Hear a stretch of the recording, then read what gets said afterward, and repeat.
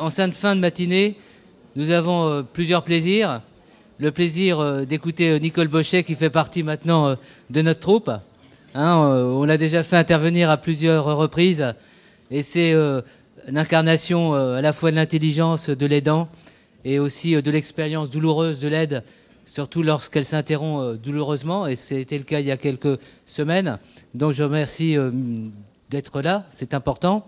Puis Jean-Luc Noël aussi, on l'a fait intervenir à plusieurs reprises, qui est psychologue à Bretonneau. Puis ensuite, à Bretonneau, je dis à Bretonneau alors que c'est à Sainte-Périne. Première sortie officielle d'ailleurs de notre RMA, puisqu'on avait à passer l'après-midi à Sainte-Périne. Il y a des traces sur le site, puisqu'on a filmé avec Joël Ancry qui nous avait accueillis si gentiment. Et ensuite, on aura le plaisir d'écouter Geneviève Larocque, et puis vous aurez tous beaucoup de plaisir aussi d'écouter notre ministre quand elle arrivera. Elle est pour l'instant allée faire une visite au centre de répit de France Alzheimer. Je donne de suite la parole en la remerciant mille et une fois à Nicole Bochet qui, sous vos applaudissements, va rejoindre sa tribune.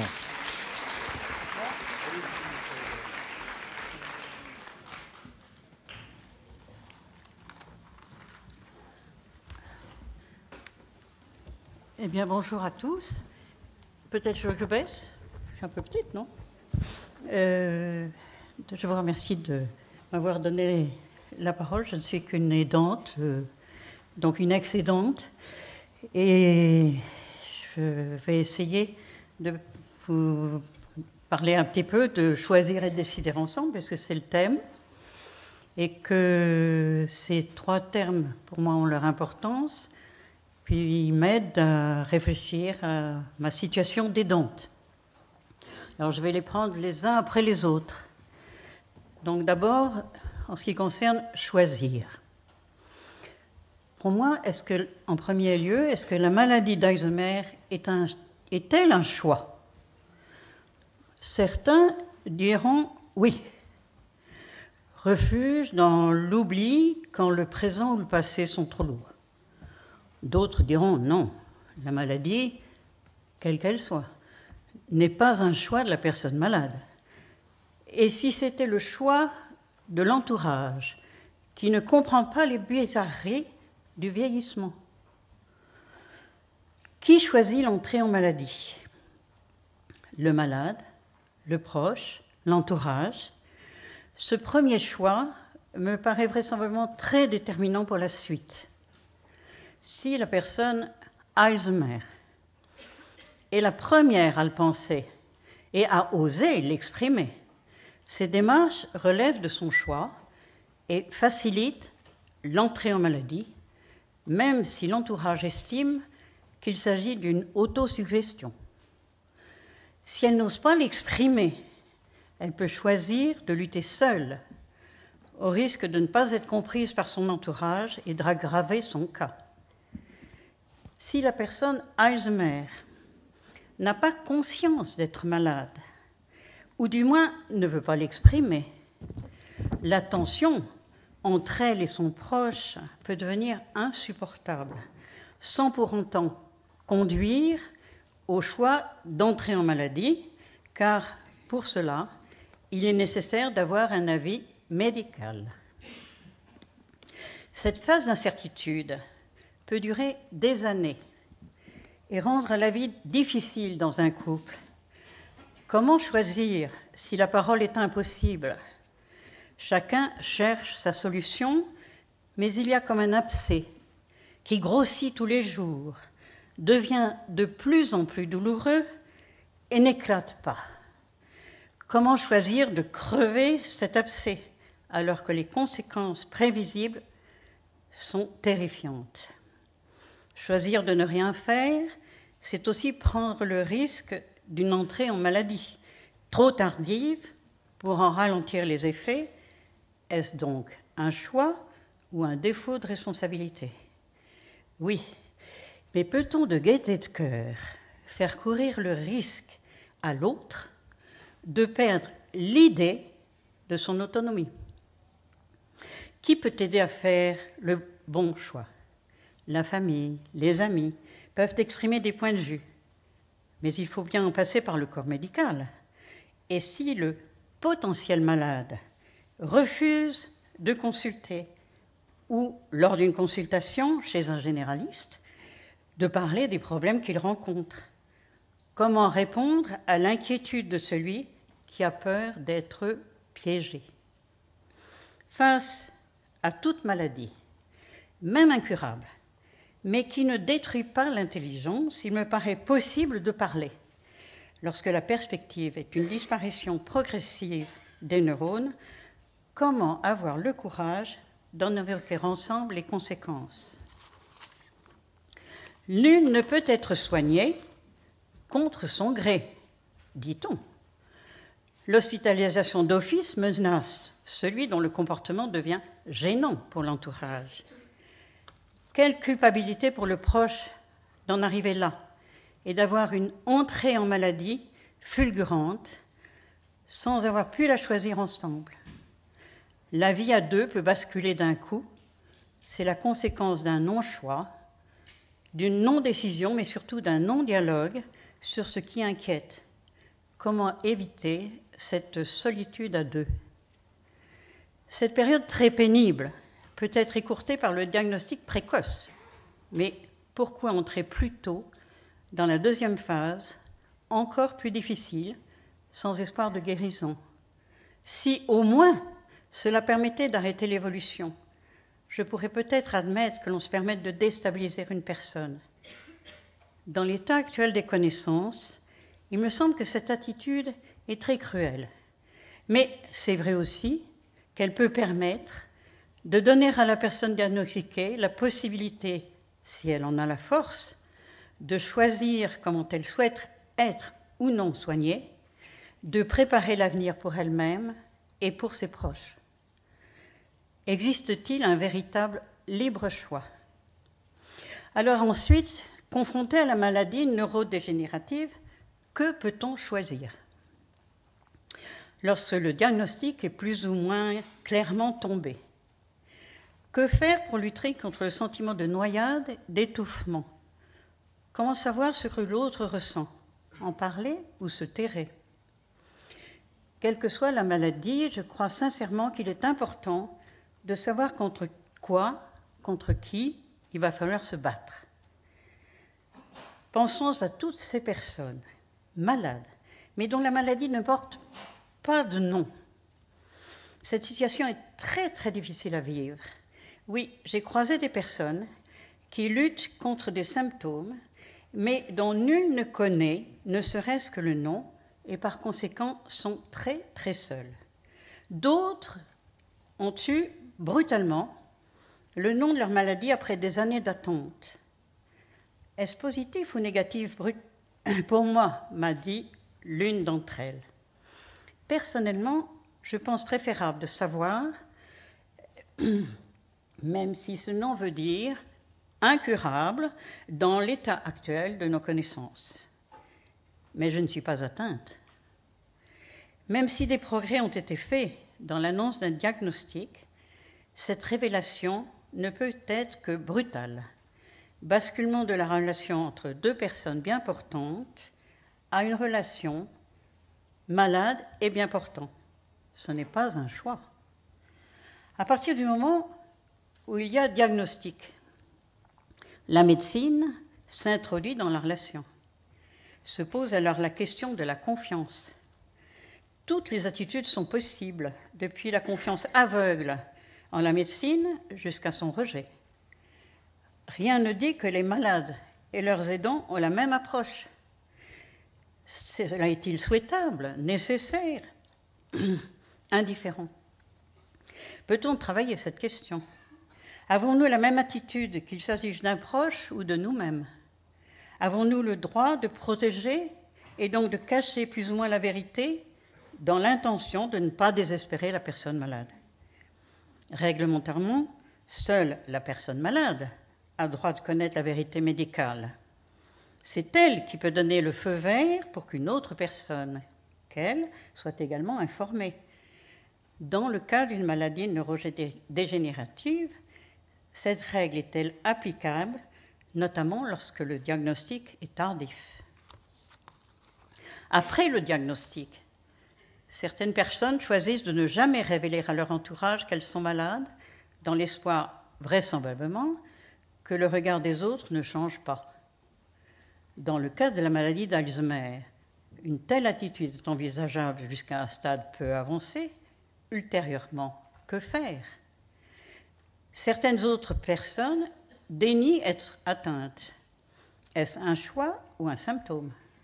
Lorsque l'entourage dénie la maladie du proche, est-ce pour le protéger ou pour se protéger? Alors maintenant, je dirais aussi, choisir sous-entend qu'il existe plusieurs alternatives et qui les connaît. Lors de la pose du diagnostic, les principales options annoncées par le corps médical se résument à 2. Maintien à domicile ou entrée en institution. Comment connaître les conséquences de tels choix et sur l'un et sur l'autre, sur l'évolution de la maladie, sur la relation? Comment anticiper? Comment choisir ensemble puisque l'un est atteint et l'autre pas? Peut-on ressentir ce que l'autre vit? Beaucoup d'éléments ne se présentent pas comme des choix, mais plutôt comme des prescriptions. Traitements, examens médicaux, scanners, etc., orthophonistes, kinésithérapeutes, etc. Que d'interrogations viennent à l'esprit. L'espoir de guérir peut se révéler très fort chez la personne diagnostiquée qui ne connaît pas forcément ce que signifie le nom de la maladie, surtout s'il s'agit d'une démence apparentée à la maladie d'Alzheimer. Comment réagir? Choisir de l'informer au risque de provoquer un désespoir? S'informer soi-même et ne pas répercuter l'information? Est-ce respectueux de la dignité de l'autre? Un moment très difficile est celui de la constitution du dossier d'invalidité. Comment partager ce choix avec la personne concernée? Entrer dans l'invalidité, est-ce véritablement un choix?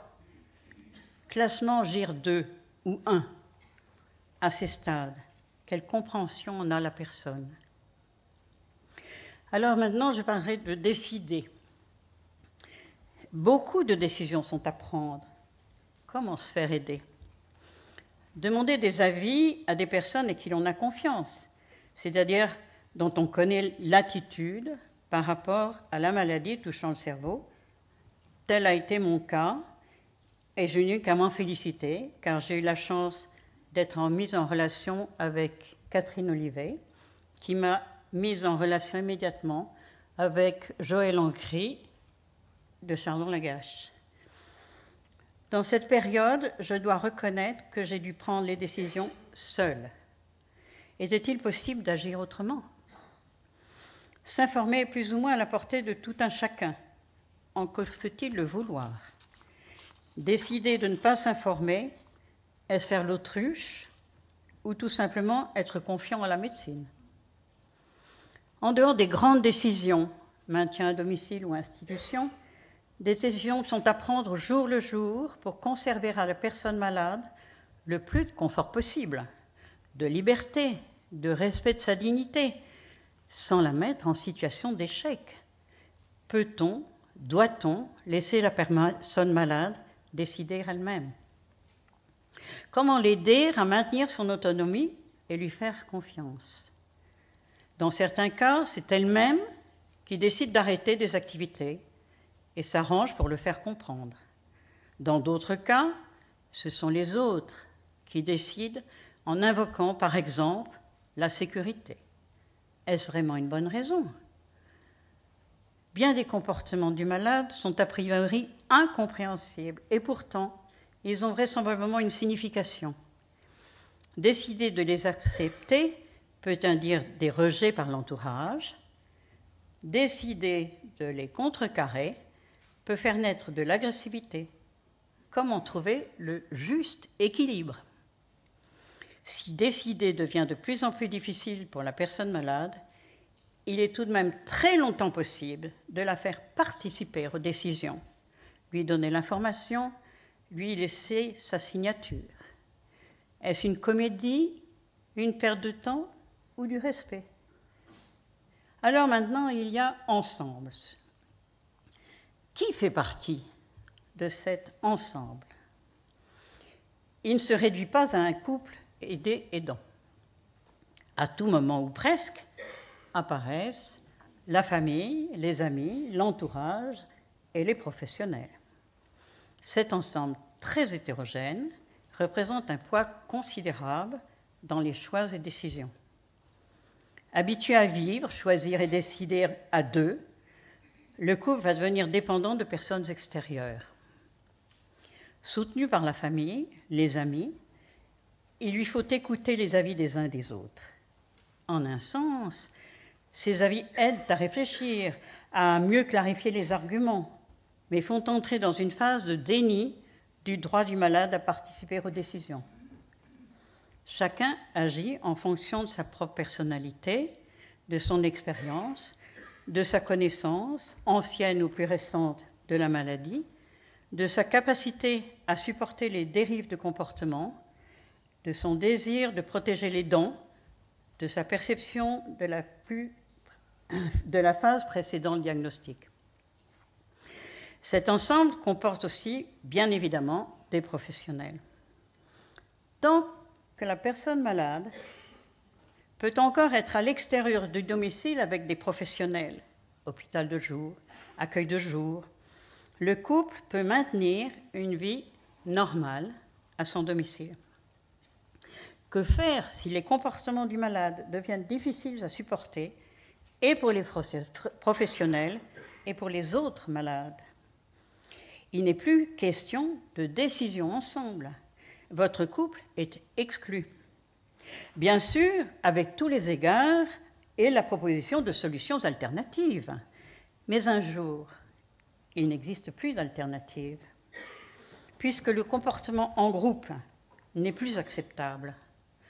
Comment envisager raisonnablement qu'il le soit en institution? Comment accepter qu'il soit décidé par d'autres que la personne malade ne peut plus tirer bénéfice d'activités de stimulation? Oui, il ne s'agit pas d'une décision ensemble, mais d'une obligation d'acceptation qui tombe sur vous comme une condamnation du malade. Sans doute n'est-ce pas le sens de la décision. Il s'agit sans doute de préserver le confort du malade en ne le mettant plus en situation d'échec. Mais comment être sûr que cette décision soit la meilleure pour lui? Comment entendre, interpréter l'annonce « il est très, très malade ». Comment accepter ce pouvoir de décision des professionnels sur sa vie et, par voie de conséquence, sur la sienne? Les problèmes relationnels sont différents lorsque l'aide professionnelle doit être introduite à la maison. Soit une relation triangulaire s'instaure. Le respect et la confiance sont la règle, mais ce n'est pas facile tous les jours. La personne malade peut ne pas accepter l'intervenant, soit qu'elle n'en comprenne pas l'utilité, soit qu'elle n'admette pas sa personnalité, par exemple. Que faire? Comment décider de la poursuite ou non de l'intervention? L'aidant doit-il renoncer à une aide qui lui paraissait indispensable? La toilette donne lieu à beaucoup de conflits. Comment concilier pudeur du malade et efficacité de l'aide? Comment faire comprendre à des personnes compétentes mais jeunes que la douche ne fait pas forcément partie de la notion de toilette quotidienne d'une personne âgée? Comment défendre le malade qui devient agressif de ce fait, tout en respectant le travail d'un professionnel? Comment instaurer une relation de confiance si les intervenants changent très souvent? Cette question est pour moi très importante. Pour limiter les problèmes d'affect, les responsables organisent le travail des soignants par rotation. Même si ce n'est pas la seule raison, cette limitation des affects est dure à admettre. Techniquement, n'importe quel aide-soignant diplômé est capable de faire la toilette de n'importe quel malade. Mais le malade, lui, est-il un objet de soin ou un être humain capable de ressentir de l'empathie, de donner ou non sa confiance? Il est clair pour moi que le travail réalisé n'est pas le même, quelle que soit la personne intervenante. Un des points essentiels consiste à prendre le temps de s'assurer que la personne malade a compris ce qu'on lui demande ou ce que l'on veut faire et qu'elle donne son accord. Ce temps, qui peut paraître long, n'est-il pas en réalité un gain de temps? Ne contribue-t-il pas à réduire la tension et par voie de conséquence l'agressivité et la fatigue? Et que dire de la fatigue de l'aidant? Admettre de ne pas savoir ni à quelle heure, ni à qui la porte devra être ouverte peut prendre beaucoup de temps. Il n'est plus question de décider ensemble.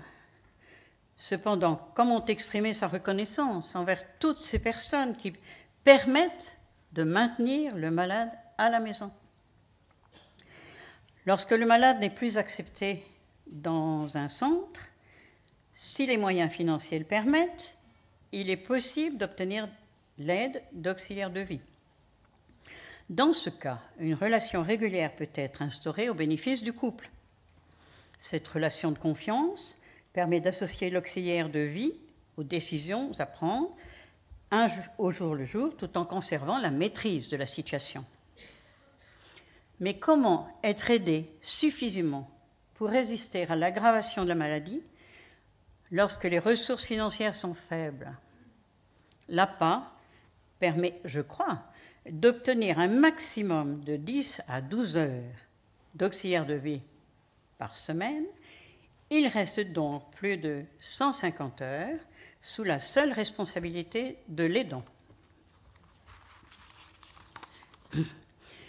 Progressivement, la relation d'aide de l'aidant devient donc plus lourde après s'être informé sur la maladie et formé à l'acquisition de bonnes attitudes. Comment et où se former aux tâches de soins? Fort heureusement, il existe un métier particulièrement utile pour le maintien à domicile dans des conditions correctes, c'est celui de l'ergothérapeute. Quel réconfort de pouvoir chercher et décider avec une personne de cette profession. Quand la maladie est très avancée, certains professionnels disent ne pas comprendre pourquoi l'aidant refuse parfois l'entrée en institution. Comment peser le pour et le contre et prendre la bonne décision? Les arguments pour ont trait à la compétence du personnel et donc en principe aux meilleurs soins prodigués au malade pour son confort.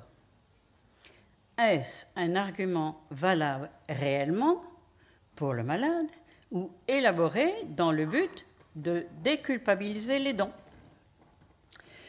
Les arguments contre sont la perte de la maîtrise de la situation, le manque d'information de l'aidant qui doit aller à la pêche au renseignement tout en ayant le sentiment de déranger les professionnels.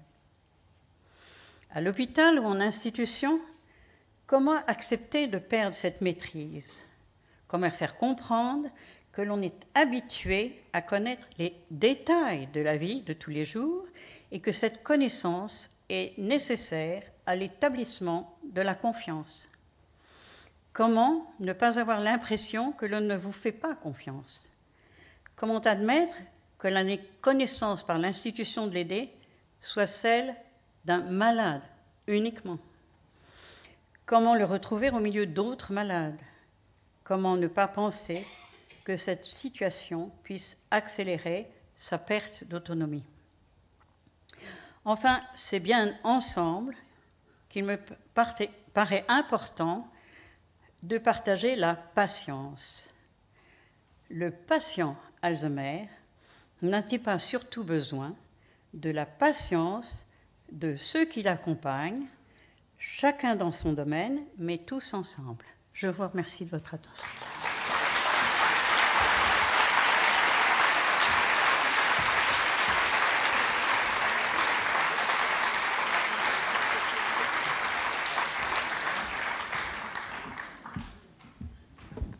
vous avez dit que ce serait une grande université d'été.